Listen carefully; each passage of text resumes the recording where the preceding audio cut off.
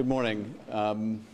Today we had additional scheduled depositions with the top lawyer for the National Security Council, as well as Mr. Blair from the Office of Management and Budget, and someone who worked closely with Mick Mulvaney. Both of them defied congressional subpoenas and refused to appear for their scheduled depositions, as has been the case with other witnesses who have done the same thing. This will be further evidence of an effort by the administration to obstruct the lawful and constitutional duties of Congress.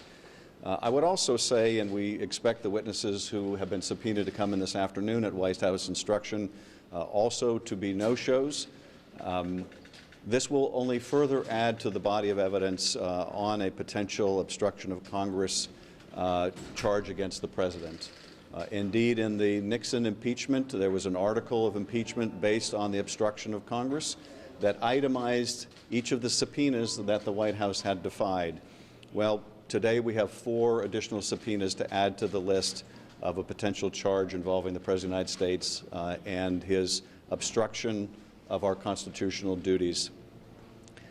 These witnesses are significant, and the White House understands they're significant. Based on the testimony the committees have already received, we know that these witnesses, those that were in the law office of the National Security Council, those who worked for Mulvaney either in the Chief of Staff's office or the Office of Management and Budget, are firsthand witnesses to allegations of serious misconduct, both vis-a-vis the suspension of military aid and the effort to use that aid as a lever to get Ukraine to do these political investigations to help the President's re-election campaign, but also in efforts to potentially hide the evidence of the President's misconduct by placing that call record in a classified system that would be beyond most individuals' access, and a system in which that call record did not belong. So very pertinent testimony, very relevant to the other witnesses who have come forward, and we may infer by the White House obstruction here that their testimony would be further incriminating of the President. I will say this, it's quite obvious, and we fully expected this. We have seen a series of shifting, ever-changing rationales for this campaign of obstruction. First, there was the argument, we won't comply, don't have to comply until there's a formal vote on the House floor. Well, we had a formal vote on the House floor. Then it was, we don't have to make these witnesses available because they're senior officials and they're given absolute immunity, even though no court has ever upheld the claims of absolute immunity. Indeed, the only one to reach a decision on it involving Harriet Miers ruled there is no such thing as absolute immunity. And it has been the uniform position of Democrats and Republicans that we do not respect any fallacious claims of absolute immunity. But then when people who were subpoenaed had little or no interaction with the President, and there couldn't be even a colorable claim of some kind of immunity, the explanation shifted once again to, well, we're not going to let them come forward because you won't let agency lawyers present. And again, that would violate the House deposition rules.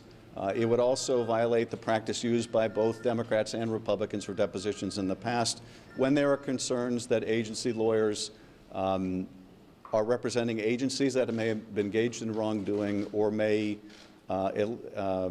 use facts gained in the investigation to prejudice other witnesses in the investigation.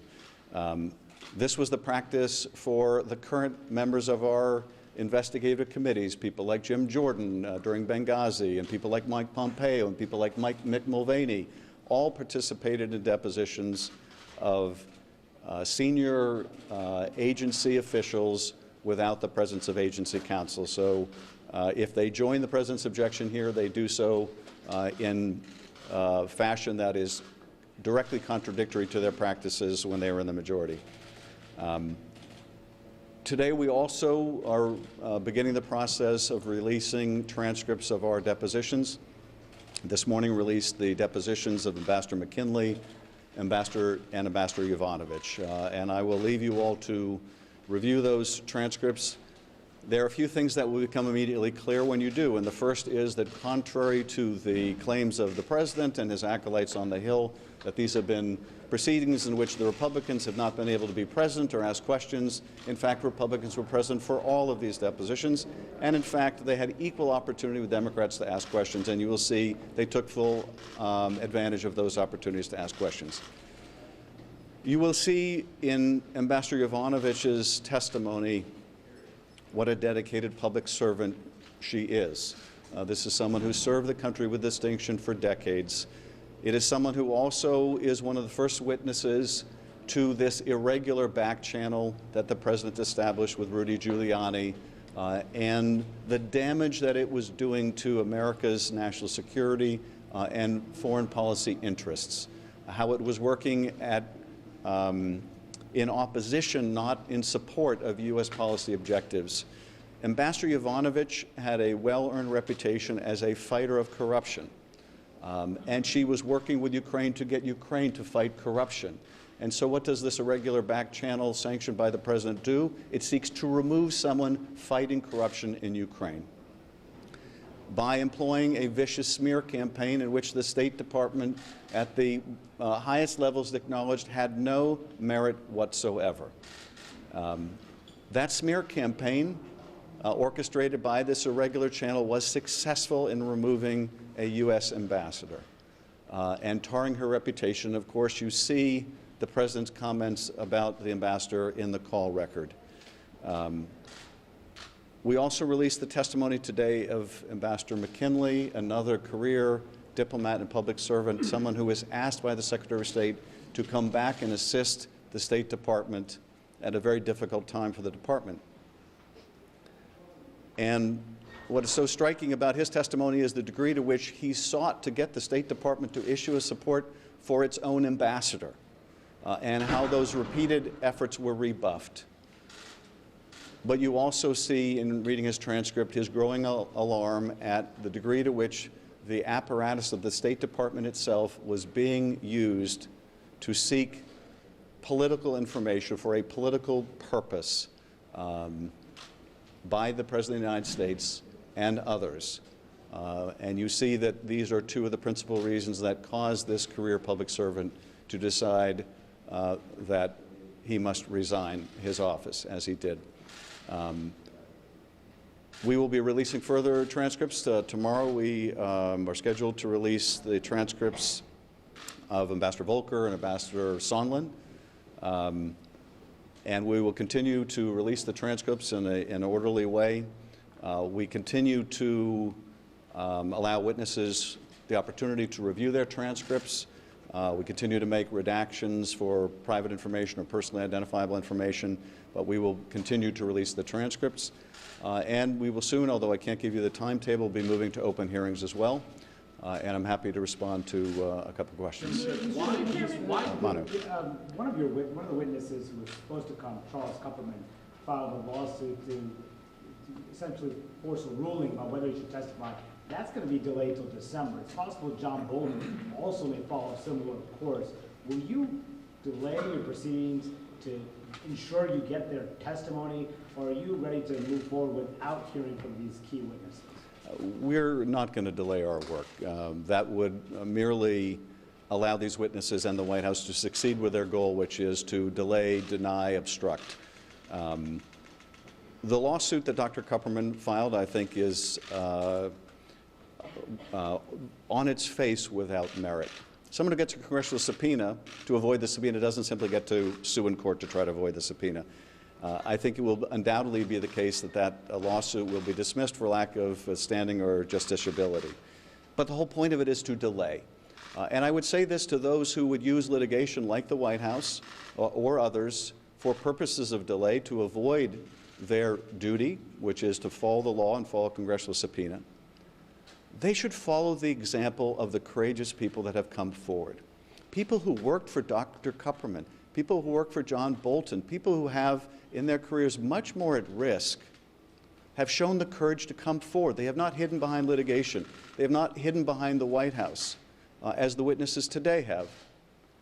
They've shown enormous courage and patriotism, and I would urge others to follow their example, not follow the corrupt example out of the White House, which is seeking to obstruct this investigation. Yes. Some of these individuals say they'd be willing to come if they were allowed to bring agency lawyers. Why not let them do that? Well, it has been the consistent House rule that we do not permit agency counsel in the room, particularly when we have concerns about those agencies. The State Department, for example, and this you'll also see in the transcripts. I'm trying to think if it's in the transcripts. Yes, it's in the McKinley transcript. State Department representatives made the claim to their employees that they were being bullied by the Congress. And in fact, the State Department employees were concerned about being bullied by their own State Department, and that bullying was being misrepresented to Congress. These are the same agency personnel that these witnesses want to bring in and sit in on these depositions. But this isn't just a decision that the chairs are making in this investigation. It's the decision that Trey Gowdy made as chair. It's the decision that Jim Jordan made in his participation in the Benghazi investigations. It's the decision Mick Mulvaney made when he was conducting investigations. This has been the uniform policy and practice of the House. And then when it comes to Yovanovitch and McKinley, do you anticipate bringing these individuals back for public hearings? At this point, I'm not going to comment on who our witnesses will be in the open hearings, but we will endeavor to make the decision about who the most important witnesses are and try to provide testimony in an orderly way in which the American people can understand the nature of the allegations and the facts involving, what is at the heart of this investigation, and that is the President's abuse of his office to coerce an ally that is fighting off Russians in our national security interests. They are fighting off the Russians in their interests as well. To withhold vital military support from that nation, to withhold a vital meeting from the president of that nation as leverage to get that nation to engage in the corrupt act of these investigations the president believed would help his reelection campaign. We're also obviously looking at allegations that there may have been effort to cover up these activities. And so the witnesses that bear most directly on those issues are the witnesses we'll want to bring in. Chairman, last question. Attorney John Eisenberg, we're talking now about the transcript of President Trump's July 25 phone call with the President of Ukraine. Is it your understanding that John Eisenberg at the National Security Council moved that transcript over to the super secret intelligence server on his own, or did he do it in coordination with John Bolton, the National Security Advisor?